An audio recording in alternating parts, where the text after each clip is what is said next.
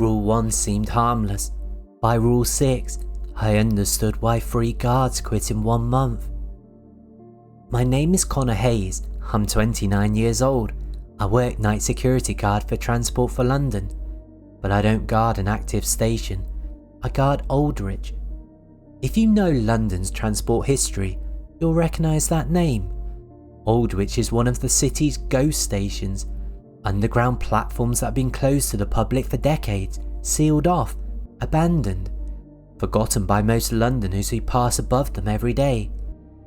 Aldwych closed in 1994, 31 years ago, but the tunnels remain, the platforms remain, the tracks remain, and something else remains too. I needed work. My previous job, night security at a warehouse in Stratford, had just let me go. Budget cuts. I was 2 months behind on rent when I saw the advert on the TfL careers page.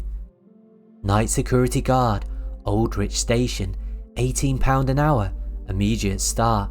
Must be comfortable working alone in enclosed spaces. Discretion required. The pay was good, too good for basic security work. But I was desperate. I applied, got an interview the next day.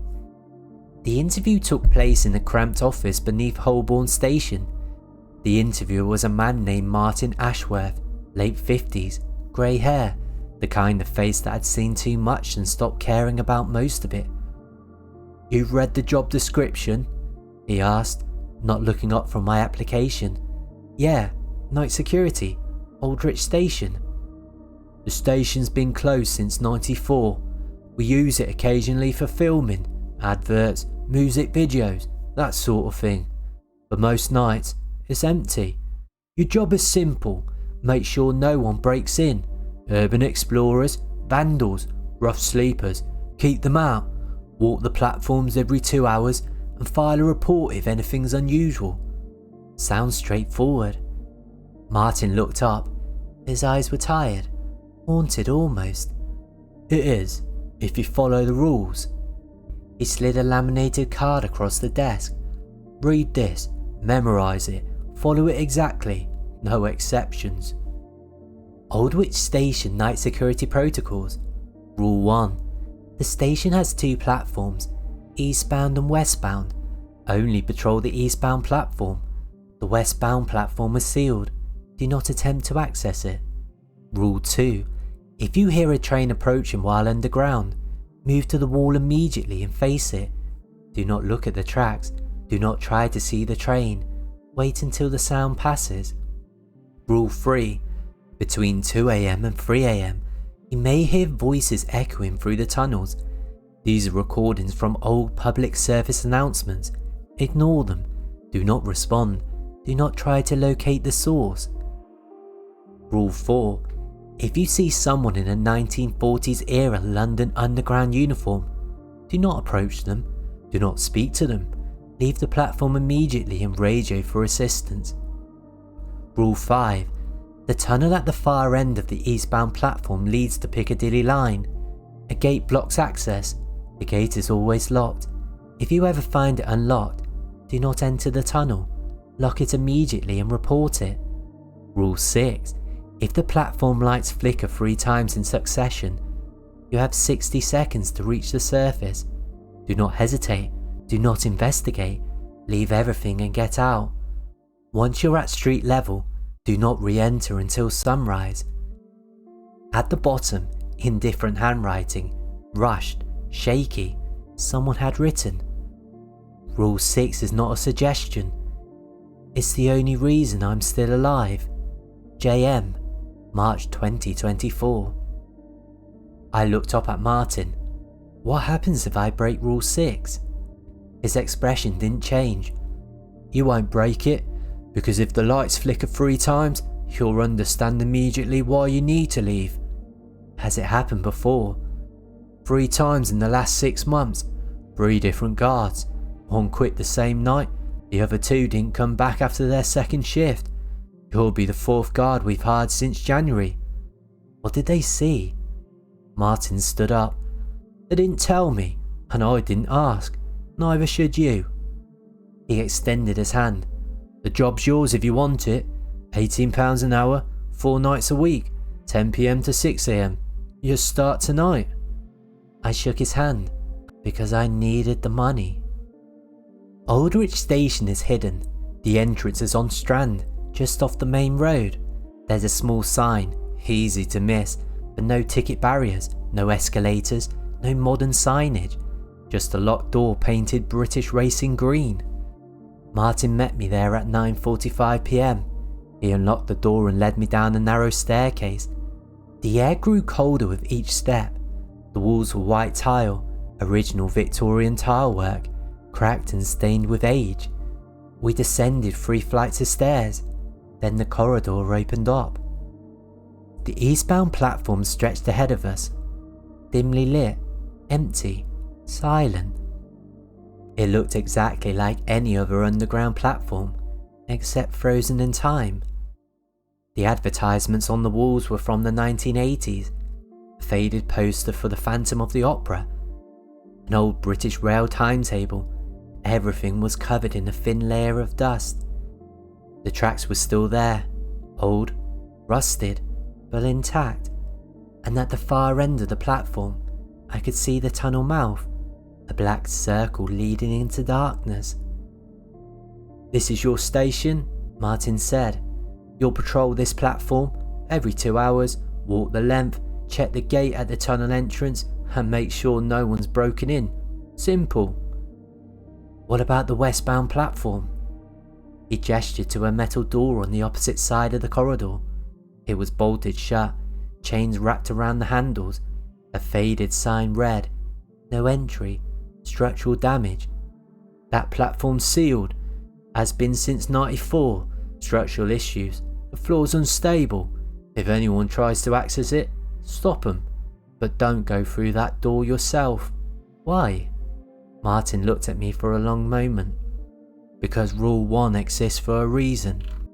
He showed me the rest, the small office near the entrance where I spend most of my shift, a desk, a chair, a kettle and a radio, CCTV monitors showing the eastbound platform, the entrance corridor and a tunnel gate. "Radios for emergencies. You won't get mobile signal down here. If anything happens, call me on channel 3. He handed me a torch, a set of keys and a logbook. "Every 2 hours, patrol the platform, write down the time and anything unusual. If you see anyone, radio me immediately. If the lights flicker 3 times, leave immediately." "I know." Martin nodded. "Good. I'll be back at 6 AM. And then he left. The first 2 hours were fine. I sat in the office, made tea, and I listened to the silence. It wasn't complete silence. There were sounds, distant, muffled.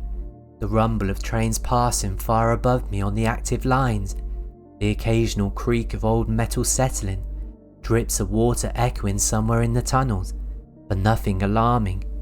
At midnight, I did my first patrol. I walked the length of the eastbound platform. My footsteps echoed. The fluorescent lights buzzed overhead. Everything looked exactly as it had 2 hours earlier. I reached the far end. The tunnel gate was locked, secure. I checked the sealed door to the westbound platform, still chained, still bolted. I returned to the office and logged the patrol. 12 AM, patrol complete, no issues. Easy money, I thought. But then, at 1:47 AM, I heard something. A sound, faint, coming from westbound platform. Footsteps. I froze. The westbound platform was sealed. No one could be in there. I checked the CCTV monitors. The cameras only covered the eastbound platform and entrance corridor. There were no cameras inside the westbound platform. The footsteps continued, slow, deliberate, pacing. Someone was inside. I grabbed my torch and radio. Rule 1, do not attempt to access the westbound platform. But if someone had broken in, I had to report it. That was my job. I approached the sealed door. The footsteps stopped. I pressed my ear against the metal. Silence. Then, very quietly, I heard breathing on the other side of the door. "Hello?" I called out. The breathing stopped. Then, a voice, soft, female, barely a whisper. "Let me out." My blood went cold. "Who are you? How did you get in there?" "Please, I've been here so long. Let me out." I looked at the chains, the padlock, the bolts. Whoever was inside couldn't have locked it from the inside, unless they'd been locked in. "I can't open it," I said. "I need to call my supervisor." "No, don't call. Just open it.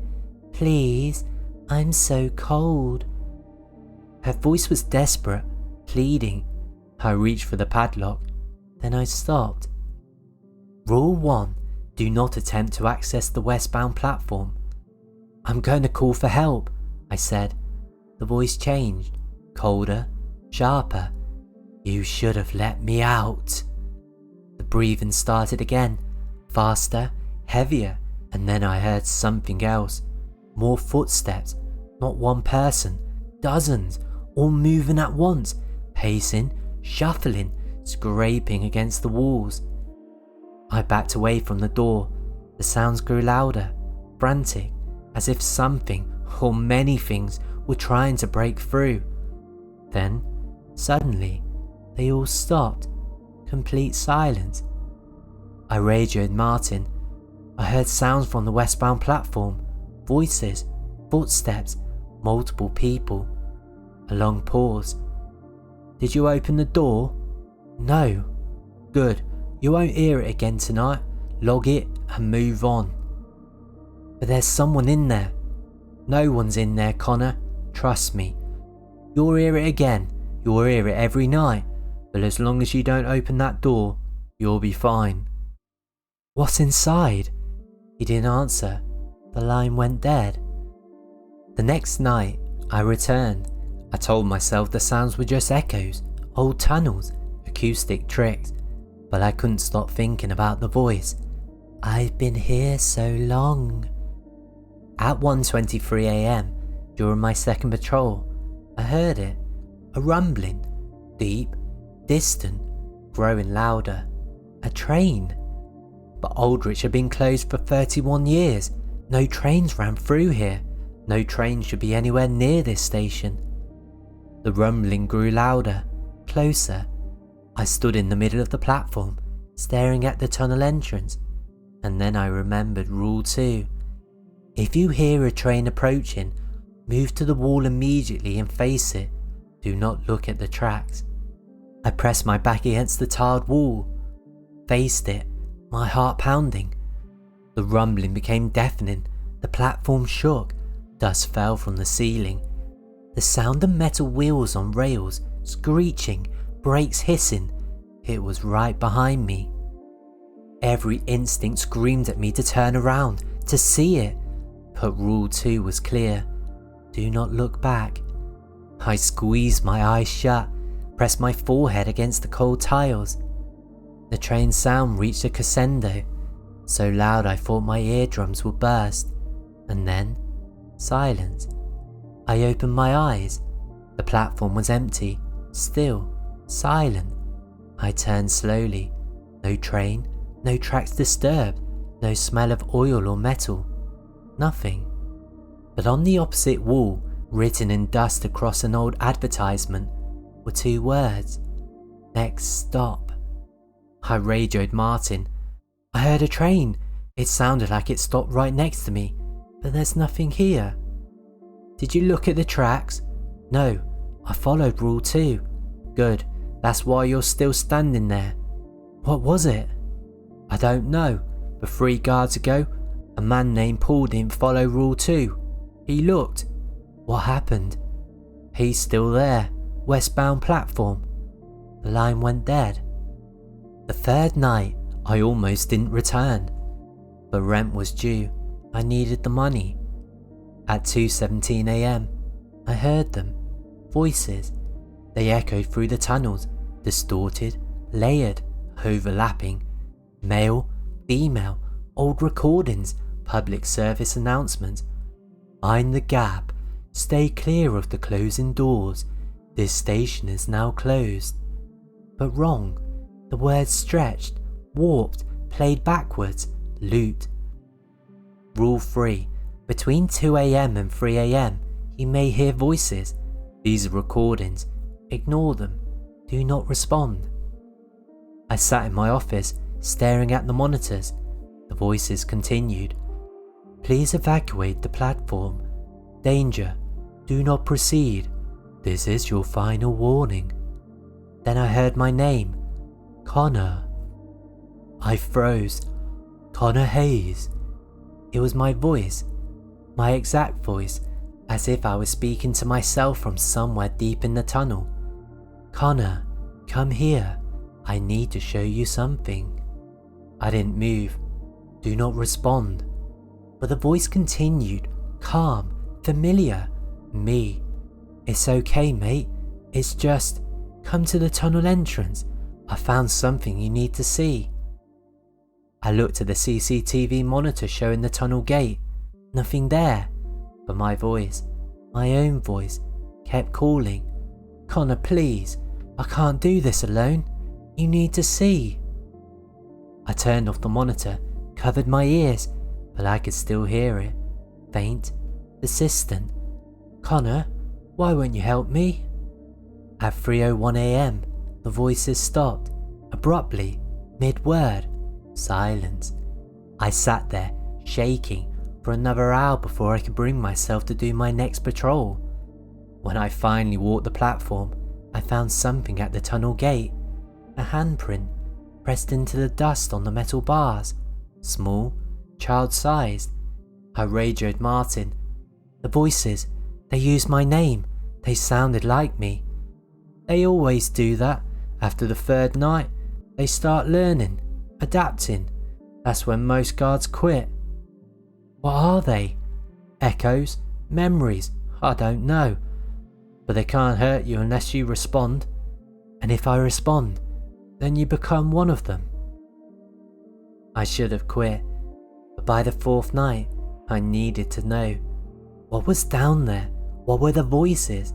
Why was the Westbound platform sealed? At 1:56 AM, I saw him, a man, standing at the far end of the Eastbound platform. He wore a London Underground uniform, dark blue jacket, peaked cap, brass buttons. But the uniform was wrong, old-fashioned, 1940s era, the kind you'd see in the wartime photographs. He was facing away from me, perfectly still. Rule 4. If you see someone in a 1940s London Underground uniform, do not approach them, do not speak to them, leave the platform immediately. I backed towards the exit. The man didn't move. I kept my eyes on him, my hand on the radio. Then, very slowly, he turned his head. Not his body, just his head, 180 degrees, until he was facing me. His face was wrong, not disfigured, not monstrous, just wrong. His features were too smooth, too symmetrical, like a wax figure or a mannequin, and his eyes, black, empty, reflecting nothing. He smiled. Good evening. Are you waiting for the train? I didn't respond. I ran up the stairs, into the corridor, into my office. I locked the door, turned off the lights, watched the CCTV monitor. The man was still there, standing in the same spot. Then he started walking, slowly, deliberately, towards the camera, towards my office. I grabbed the radio. Martin, there's someone on the platform, 1940s uniform. He's coming towards the office. Lock the door. Don't let him in. Don't speak to him. He'll leave when the hour changes. What is he? I don't know, but he's been here since the Blitz. The footsteps stopped outside my door. A knock, polite, 3 times. Excuse me, might you have the time? I didn't answer. Another knock. Please, I'm looking for my family. They were here during the bombing. Have you seen them? The door handle turned, rattled, but it was locked. I've been waiting so long. the voice said, quieter now, sad. "Please, just tell me, are they still here?" I sat in the dark, holding my breath until 3 a.m. The footsteps finally receded. When I checked the monitor, he was gone. I almost didn't return for the 5th night, but Martin called me that afternoon. "You're doing well, Connor. Better than the last 3. 1 more week and we'll increase your pay to £22 an hour. Money talks," I returned. At 2:34 a.m, during my patrol, I found it. The gate at the tunnel entrance. It was locked. The heavy metal gate that led into Piccadilly Line Tunnel. The one that was supposed to be locked at all times. It was open, just slightly, a few inches, enough to slip through. Rule 5. If you ever find the gate unlocked, do not enter the tunnel. Lock it immediately and report it. I grabbed the gate to close it. That's when I felt the cold air. Not the stale, musty air of the station. This was different, freezing, unnatural, and it was coming from inside the tunnel, along with a sound. Breathing, dozens of people, all breathing in sync, low, rhythmic, waiting. I pulled the gate closed, locked it, my hands were shaking, and that's when I heard the footsteps from inside the tunnel, coming closer. I backed away, the breathing grew louder, closer. I could see movement in the darkness, shapes, figures, dozens of them, all walking towards the gate, towards me. I ran. I radioed Martin. "The gate was open. There's something in the tunnel. Multiple people. They were walking towards the platform." "Did you lock it?" "Yeah." "Good. They can't get through it while it's locked, but if anyone ever leaves it open, if they ever get onto the platform, we'll have to seal Aldwych permanently." "What are they?" "Shelters. During the Blitz, thousands of people used Aldwych as a bomb shelter. Some of them never left, not because they died, because they couldn't. The bombs trapped them, collapsed the tunnels, sealed them in. By the time rescue crews arrived, it was too late. They'd been down here for days, in the dark, in the cold. But that was 80 years ago. Time doesn't work the same down here, Connor. They're still waiting, still hoping someone will let them out. But if they reach the surface..." He paused. "Let's just say it's better for everyone if they stay below." It happened on my 6th shift. I was in the office, 3:47 a.m, writing up my patrol log. The lights flickered. Once, twice, 3 times. Rule 6. If the platform lights flicker 3 times in succession, you have 60 seconds to reach the surface. Do not hesitate. Do not investigate. I dropped everything, grabbed my coat, my keys, and I ran. I didn't look back, didn't check the monitors, didn't try to understand. I just ran. Up the stairs, through the corridor, my footsteps echoing. Behind me, I heard something, a low rumble, deep, vibrating through the walls. Not a train, something else. I reached the entrance, fumbled with the lock, my hands shaking. The rumbling grew louder, the walls began to shake, dust fell from the ceiling. I burst through the door and onto the Strand. The cold night air hit my face. I turned back. The door was vibrating, rattling in its frame. Then, suddenly, it stopped. Silent. I stood there, breathing hard, staring at the locked door. And then I heard it, faint, from deep below, screaming, dozens of voices, all screaming at once. Then silence. Martin arrived 20 minutes later. He looked pale, shaken. "You got out." "What was that?" He lit a cigarette with trembling hands. "We don't know. It happens sometimes. Every few months, the lights flicker 3 times and then something comes through.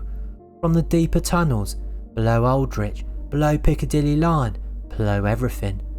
What comes through? We've never seen it. The 3 guards who ignored Rule 6, well, they didn't come back up. We found their radios, their torches. but not them. He looked at me. You followed the rule. That's why you're still alive.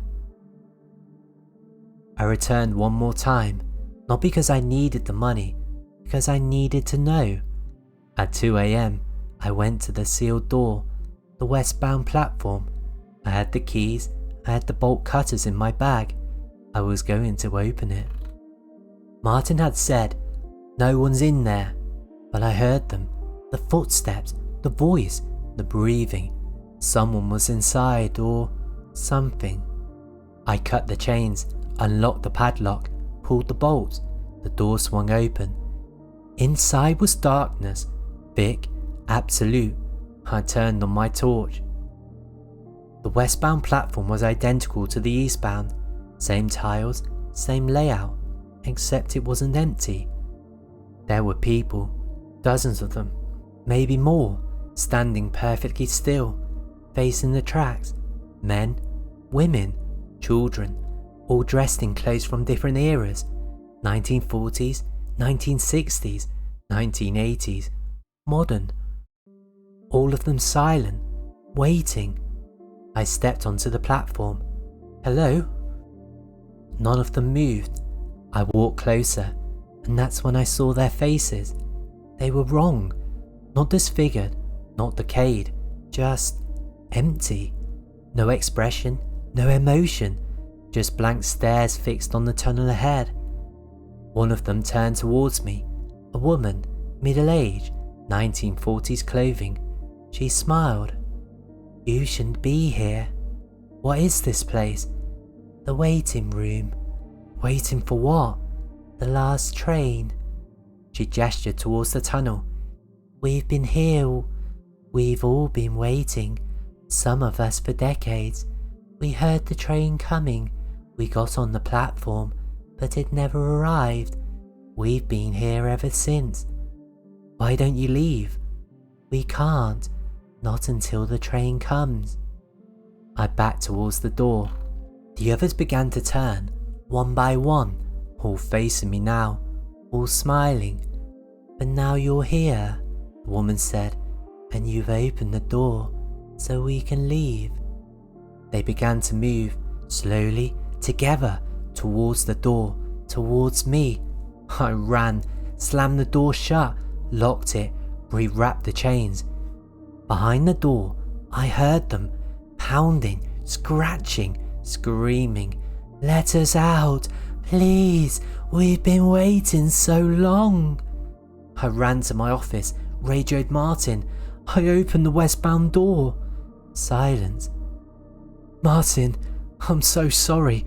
I opened it. They tried to get out, but I locked it again." A slow pause. "Stay where you are. Don't move. I'm coming." Martin arrived 30 minutes later with 3 other men, security, engineers. They didn't speak to me. They just went to the sealed door, welded it shut, permanently. When they finished, Martin pulled me aside. "You opened it. I'm sorry. I just wanted to know. Do you understand now?" I nodded. "Those people, are they dead?" "No, they're worse than dead. They're trapped between. They've got on the platform during emergencies, blitz bombings, accidents. Some just got lost. The station closed around them, and they never found the way out. They've been waiting for that last train ever since, but the last train never comes. It never will." He handed me an envelope. "This is your pay for the week, plus a severance bonus. You're done. Don't come back." "What happens now?" "We'll find another guard, someone who'll follow the rules." It's been 3 weeks. I haven't returned to Aldwych, but I can't stop thinking about them. The people on the westbound platform, still waiting, still trapped. Last night, I was on the Northern Line heading home. The train stopped between stations. Technical fault, the driver said. We sat in the dark tunnel for 20 minutes, and then I heard them. Faint, distant, footsteps on the tracks, coming closer. I looked out of the window into the tunnel darkness, and I saw them, dozens of figures, walking along the tracks towards the train, all dressed in different eras, all with blank, empty faces. One of them pressed their face against the window, the woman from the westbound platform. She smiled, mouthed 2 words, "Last train." The lights came back on, the train lurched forward, and when I looked back, they were gone. But now, every time I take the tube, I see them, standing on the platforms, waiting by tunnel entrances, watching. Because once you've seen the people who wait for the last train, they never stop watching you. They're waiting for you to join them, and one day, you will, because the last train always comes, eventually.